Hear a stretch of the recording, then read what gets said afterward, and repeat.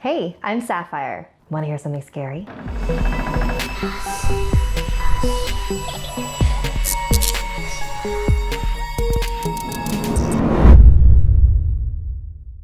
From cautionary tales about technology to creepy pastas that will keep you up at night, this next volume is all about the internet. For the next few chapters, I'll be sharing some of the eeriest stories that have emerged thanks to the World Wide Web. But don't worry your little heads, they're all fiction. They all claim to be fiction. Our first chapter comes from the No Sleep subreddit written by username Scarjo. Have you ever forgotten your phone? When did you realize you'd forgotten it? The realization probably didn't dawn on you spontaneously. More likely, you reached for your phone and were momentarily confused by it not being there. Then you did a mental restep of the morning's events. Shit. In my case, my phone's alarm woke me up as normal, but I realized the battery was lower than I expected. So I put it on the counter to charge it while I showered instead of into my bag like normal. It was a momentary slip from the routine, but that was all it took. Once in the shower, my brain got back into the routine it follows every morning, and that was it. Forgotten. This wasn't just me being clumsy, as I later researched. This is a recognized brain function. Your brain doesn't just work on one level, it works on many. Like when you're walking somewhere, you think about your destination and avoiding hazards, but you don't think about keeping your legs moving properly. I wasn't thinking about regulating my breathing. I was thinking whether I should grab a coffee on the drive to work.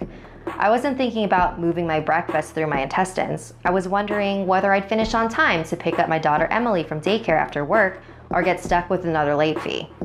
This is the thing. There's a level of your brain that just deals with the routine so that the rest of the brain can think about other things. Most people call it autopilot, but there's danger there. If you have a break in your routine, your ability to remember and account for the break is only as good as your ability to stop your brain going into routine mode. But I didn't stop my brain entering routine mode. I got in the shower as normal, routine started, exception forgotten, autopilot engaged. I showered, I shaved, the radio forecast amazing weather. I gave Emily her breakfast and loaded her into the car. She was so adorable that morning. She complained about the bad sun blinding her, saying it stopped her having a little sleep on the way to daycare. That was the routine. It didn't matter that my phone was on the counter, charging silently. My brain was in the routine, and in the routine, my phone was in my bag. This is why I forgot my phone. Not clumsiness, not negligence, nothing more than my brain entering routine mode and overriding the exception. Autopilot engaged. I left for work.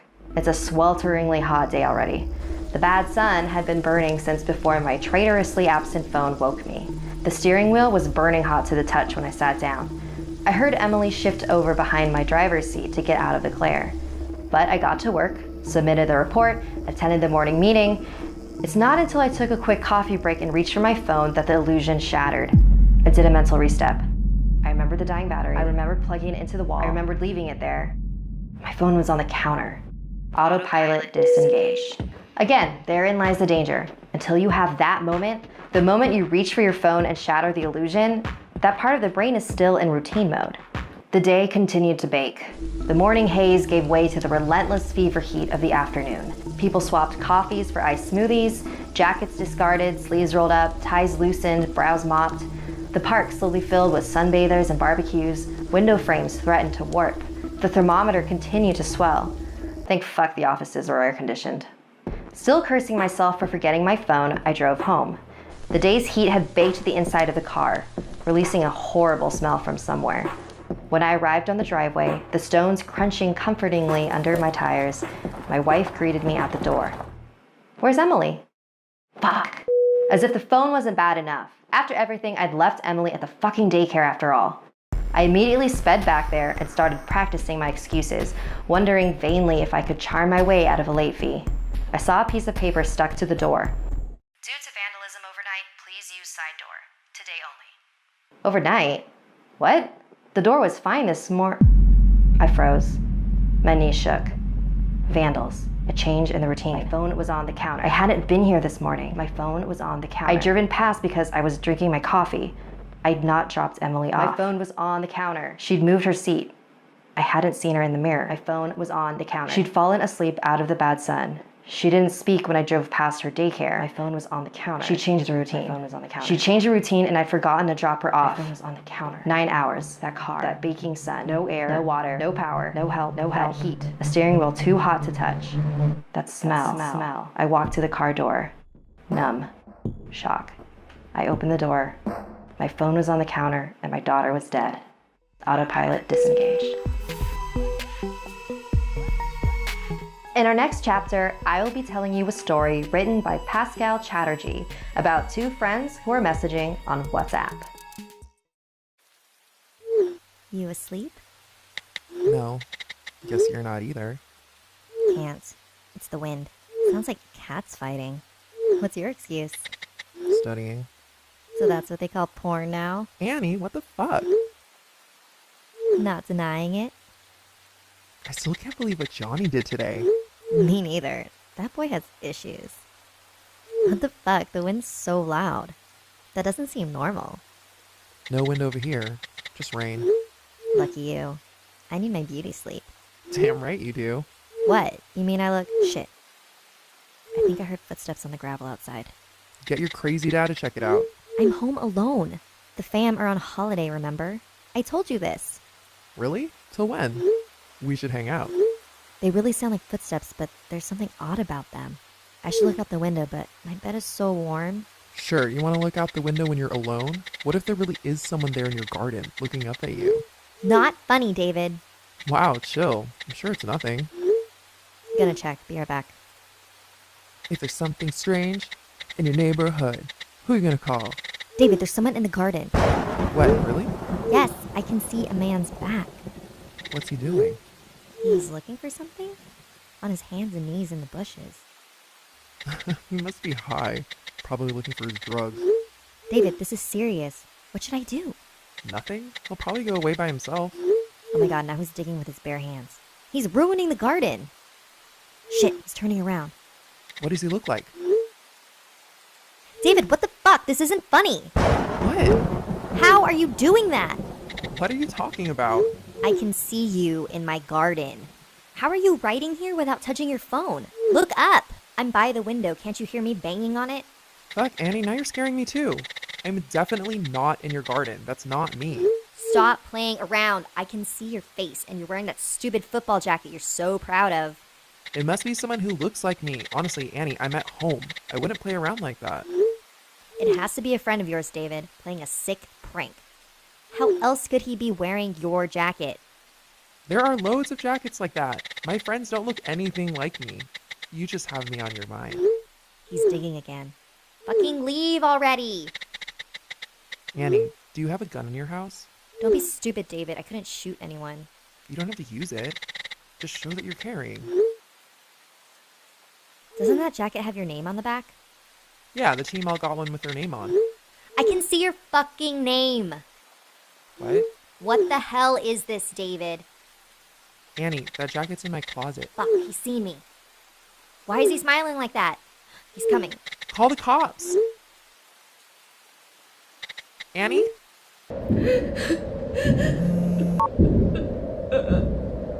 Annie, pick up! I've called the cops, told them there's a break-in attempt at your place. They said they're on their way, but it'll take about half an hour. Annie, are you there? It's in the house. Can't talk. I have to be quiet. Lights off. I'm in a closet with a knife. Hard to type. Shaking too much. Hang in there, Annie. The police will be there in 20 minutes. Do you know where he is? It. Not he. The look it had when it saw me, David. No person could look like that. Jesus Christ, does it know where you are? No, I grabbed the knife when I saw it running toward the house, and I got in the closet when I heard it breaking in. Okay, good. You'll be fine. A druggie doesn't have the brains to find someone hiding in the closet. The police will be there soon. Oh god, it's calling out to me. It doesn't sound like you, David.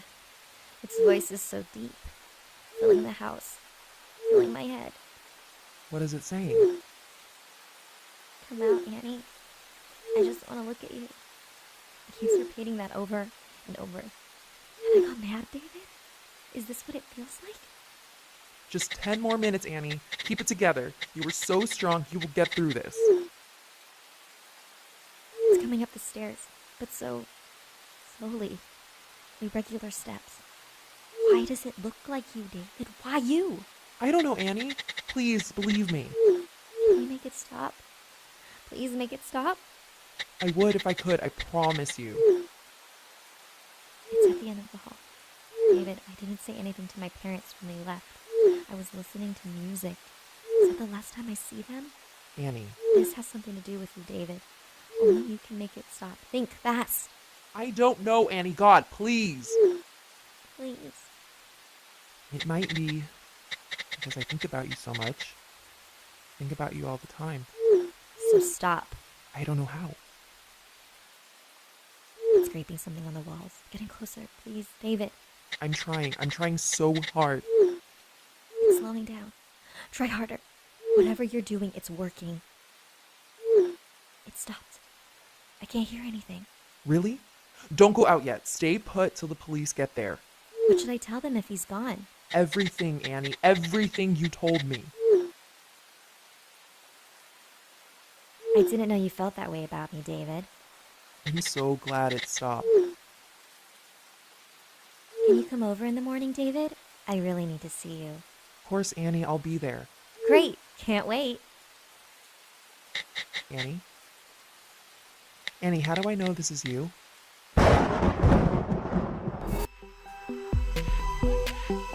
Google Earth is a pretty amazing website, but it can also lead to some strange discoveries. In our next chapter, I will be telling you a story that originates from creepypasta. A few years ago, I was in a car accident. Since then, I really don't leave the house that often. It's difficult, and the idea of seeing a car drive by makes me feel lightheaded. So my friend showed me Google Maps. I was fascinated by the fact that I could see all over the world, almost like being there. I became instantly hooked. I'd virtually walk down streets in China, Japan, Germany, England, so many places. The faces of the people were always blurred to protect their privacy, but it was still enjoyable to see them out there, enjoying their life, walking like it was no big deal. One day when I was looking around Tokyo, I spotted a woman wearing bright red sneakers, the same kind I was wearing. She must have good taste, I laughed. I zoomed in closer and noticed her black pants, her gray bag she carried over her black hooded jacket. She was walking in a relaxed manner, one hand trailing the wall beside her. I bet if I could have seen her face, she'd be smiling. I began to feel a little sad. I wish that I could be there, walking so carefree with her. That wouldn't happen though, until I died. I was stuck in this chair. I sighed and zoomed out of Tokyo. I turned off the computer and went to bed. I got up early and decided to look around Paris. I randomly zoomed to an area and saw a street lined with old brick buildings and a few small shops and an old tan brick church. I spun the view around a few more times and then saw something peculiar. Sitting on the bench at the bus stop were two people. One of them was a young woman with her feet stuck in front of her in a relaxed manner. She was wearing those same red sneakers. I was startled for a moment as I noticed the black pants and black hooded jacket. Her dark brown hair was tied loosely behind her head. A gray bag sat on the bench beside her. This is crazy, I thought. It can't possibly be the same woman. This is a different country, different continent even. How could it be her? This is stupid. It wasn't as if these were live photographs. They were taken ahead of time and then stored. It's not like she was in two places at once. She could just be a traveler. Besides, without seeing her face, it was impossible to tell it was the same person. Brown is a common hair color. Those red sneakers were something I purchased online. I'm sure a million other people did too. I shook my head and went to fix some lunch. When I got back online, I decided to look at Berlin. I picked a random street as usual.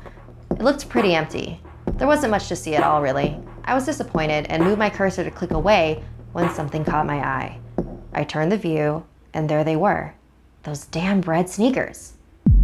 I stared in shock. How could she be there too? Even if she was traveling, there's no way I would find her every time. Even finding her in Paris would have been one heck of a coincidence, but this was crazy. Was this some kind of joke? Had Google decided to play a prank on its users that use their product so much? I did a quick search, looking for a note about a woman that shows up like Waldo. There was nothing. I looked through articles on strange things you can see on Google Maps, but none of them mentioned the woman that travels the world with you. Had my self-imposed isolation driven me mad? Had I become so lonely that I created a hallucination for myself? I sent a text message to a friend asking him to look at the locations. I asked him if he saw the same woman. Then I waited, hands sweating, heart thumping in my chest. I jumped when my phone beeped. I see the lady you're talking about in Berlin. I didn't see her in Paris or Tokyo. Is this some kind of game or what? Are you okay? I didn't respond, instead returning to the locations in Tokyo and Paris. There she was. I shivered. Who was she? What was happening? I switched to Sydney, then London, Zurich, Hong Kong. She was everywhere I looked. In each picture, she came closer and closer to looking directly at me with her blurred out face. My heart felt like a terrified bird slamming around inside my chest. Who was she? Was she following me? Was I following her? I wish I could see the expression on her face, know what she saw when she looked back at me. I wanted to get out of the chair and run. Why is it that the only thing that made me feel free again was the thing that made me feel even more trapped? I typed in the name of my town and zoomed into a random street. It was a couple of miles from my house. The gates to the city park were shown in the clarity of daylight, despite it being night here. There she was. There she was. She was only a few miles from my house. She was near me, and she was watching me. She was coming for me. What did she want? I typed in the name of the apartment complex where I live. I could see the outside of the building. The parking lot was full of cars, and there were a few blurred out children in the playground. I searched everywhere for her. She wasn't in the parking lot or on the sidewalks, not hiding between the buildings or standing in the playground. I even scanned each of the cars, behind the bushes, and each of the blurred windows. She wasn't there. I curled tightly around myself and lay my head down on the desk. This place was safe. I didn't leave the apartment anyway. I would never use Google Maps again. I would never see her again. She could stay at the park for all I cared. I'm safe, I said to myself in a whisper. It felt good to hear it out loud. I'm safe. A chill ran down my spine. I had a camera hooked to my computer that showed who was at the front door. As I went to turn on the security feed, I realized the last of Google's images that I'd seen had only shown the outside of the building. Just the outside. I looked at the screen and saw a woman in black pants and a black hooded jacket and carrying a gray bag with a shoulder strap. Of course, there were those red sneakers. She looked directly at the camera, her face still a complete blur, as she reached her hand out in front of her. That's when I heard the front door slowly open. Want something scary for your walls? We have a limited edition poster available for purchase. There's only 666, so get yours before they're gone. Like this video if it gave you the chills, and don't forget to subscribe to Snarled and check out our other videos. And if you dare to follow me, my links are in the description below. Until next time, sweet dreams.